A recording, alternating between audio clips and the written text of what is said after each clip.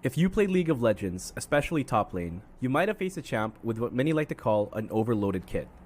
What does that mean? Well, according to this guy on Reddit, and he has 500 upvotes, so he's definitely a reliable source, an overloaded kit is one that just has way too many things going on.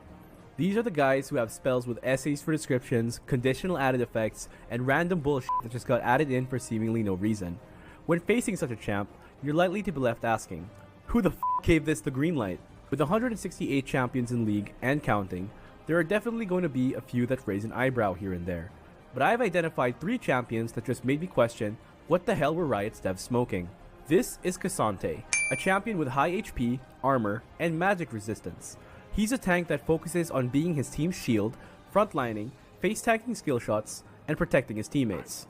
Until he presses R, kidnaps your ADC, dunks on him, and hits him with the too small. K'Sante is a tank that can not only turn into a damage-dealing bruiser, but can also isolate a squishy into a 1v1 situation. He also has a passive that gives him max % health damage, meaning he will always hurt, a close-range spell that slows that, after hitting 3 times in a row, becomes a projectile that sends targets airborne while pulling them back, an uninterruptible dash that also stuns and reduces incoming damage, and another dash that gives a shield, but also has increased range when used on an ally. Also, the ally gets the shield too.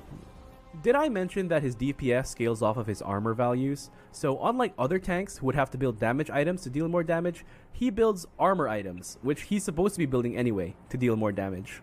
He is a tank that took all of the class's weaknesses like low mobility and low solo kill potential and said that he's having none of that. We also have Yone, a scaling fighter that gets stronger with items. His passive makes every second auto attack deal partial magic damage instead of just physical, which means he'll still hurt even if you build full armor against him. He also gets free crit rate from items at the cost of dealing slightly less crit damage. He also turns extra crit rate into additional attack damage, cause why not? Like K'Sante, he has a short-range damaging ability that, after hitting twice, sends out a projectile that knocks up enemies. It also functions as a gap closer, as it makes Yone dash in the direction of the projectile. This is his primary damaging ability, and it gains a shorter cooldown and cast time the higher Yone's attack speed value is, which means he doesn't need to build ability haste to cast it more often. His second skill is a sweeping slash that deals both physical and magic damage, scaling off the target's max health. That also gives him a shield, which also gets stronger the more enemy champions hit. Its cast time scales with attack speed, because of course it does. Much of Yone's power budget also comes from his third spell. This places a spirit upon casting, makes Yone dash forward because why not, and gives him bonus move speed. After 5 seconds or a free cast early, he returns to his spirit, which is an uninterruptible dash because Riot Games, and deals a portion of the damage he's dealt during the cast as true damage. Also, it cleanses any and all CC effects.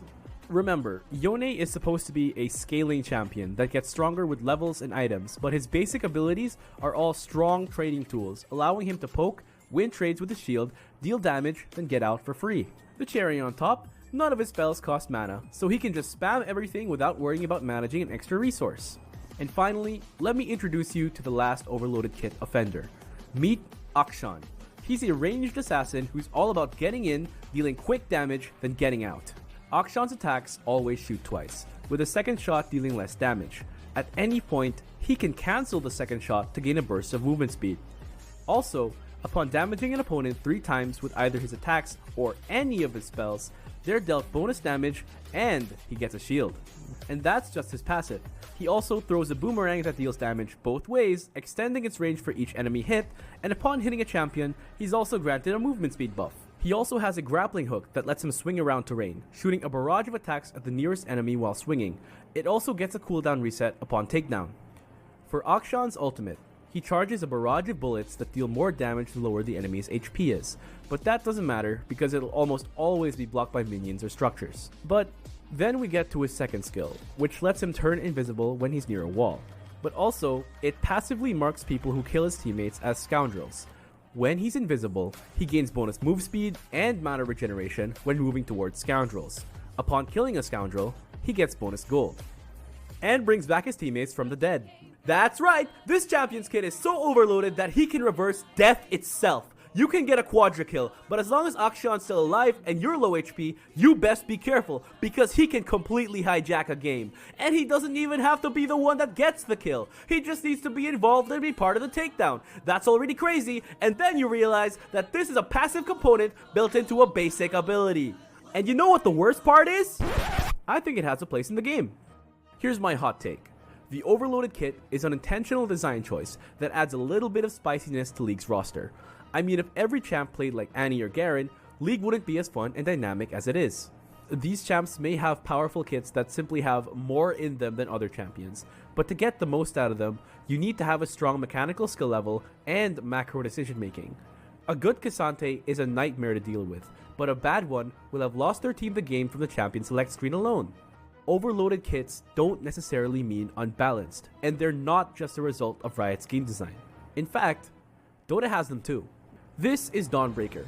She's a tanky strength hero who wields a big hammer, and she can swing it around to slow and then knock up opponents in a 3-hit combo. Sound familiar? She can also yeet the hammer to deal damage from a distance. When she does this, she creates a trail of fire as the hammer returns to her, dealing damage again and slowing enemies. She can recast this ability early, to dash to the midpoint of her hammer throw. She also has a passive ability that guarantees a critical hit every few attacks, and this critical hit heals her for up to 50% of the damage dealt if against another hero. Finally, Dawnbreaker's ultimate lets her create a healing field on a teammate which also damages opponents. After a short delay, Dawn slams into the ground of the field, stunning enemies caught inside and dealing even more damage. Oh, and it can be cast on any teammate, regardless of where they are on the map. That's right, Dawn's ult can heal your entire team, deals great damage, stuns, and has a global cast range. It's Shen ult on steroids. And speaking of steroids, this is Marci. Don't let her looks fool you. This girl is secretly IceFrog's take on making a JoJo character. She has a flip, and while her version doesn't deal max % HP like Singed, it has its uses. When used on an enemy, it deals damage to them and in an AoE upon landing, slowing all opponents hit for 3 seconds. And you can also flip allies, letting you save them or troll them. She can also dash to a teammate, leap off of that teammate, and deal damage and stun in the landing AoE. Also, that teammate gets a movement speed boost, cause IceFrog. So this single basic ability gives her damage, reliable CC, insane engage range, an escape tool, and a teammate buff. She also has a passive that gives her and a chosen teammate bonus damage, lifesteal, and shared lifesteal as long as they're near each other. Then we get to her ultimate, which gives her a move speed buff and turns her basic attacks into Hail of Blades with a 1.5 second gap between flurries. And each of these flurries releases a shockwave and a massive AoE that deals damage and slows both enemies' move speed and attack speed. It doesn't sound that impressive until you realize that Dota has an item called Basher, which gives you a chance to stun with your auto attacks. With a minimum of 4 hits per flurry, you're pretty much guaranteed to proc it on a target every single time. Oh, and you can also build crit to just delete someone. And speaking of deleting someone, please let it be Nature's Prophet, the final hero that I'll be talking about. If you've played Dota in the past year or two, you'd know how oppressive this guy is in both lane and throughout the course of the game. Also, I'm still salty about TI3, Na'Vi should have won. This smelly old man can spawn a ring of trees at will, and enemies caught inside the trees will take continuous damage. That sounds simple, but if you don't have certain items or a built-in escape tool, you don't really have a lot of options. He's a ranged hero and can just attack you while all you can do is stand there while he whittles away at your HP bar. That'll teach you to litter. Next, he can teleport anywhere on the map. That's honestly already a really strong ability, but then IceFrog decided that it needed more power, so now you're given a buff to your auto attack damage after completing the teleport. And for some reason, that damage buff becomes an increasing armor buff. Why is that a thing? I have no clue. IceFrog works in mysterious ways. He can also convert trees into controllable treants. Most people will just group select these guys and A-click them to the nearest tower, but creative NP players will use them to scout, stack camps, farm, tank spells, and body block enemies. And for his ultimate, he creates a bouncing bolt of energy that increases in damage with every target hit. With global cast range and bounce range, it's an insane tool for farming, pushing, and counter pushing because its cooldown is so low for an ultimate ability. Sounds like he can do it all, and that's because he can. He's been played in every position from carry to hard support and always finds a way to stay relevant in the pro scene and high level pubs. And recently, people have started picking him as a ranged assassin with global presence, TPing in, making some trees, and right-clicking someone to a slow and painful death because they were too cheap to shell out 100 gold for a hatchet. And then you get caught out like the squishy you are because you have no mobility. And that, my friends, is where League and Dota differs when it comes to overloaded kits. Dota heroes have a clearly defined weakness that no matter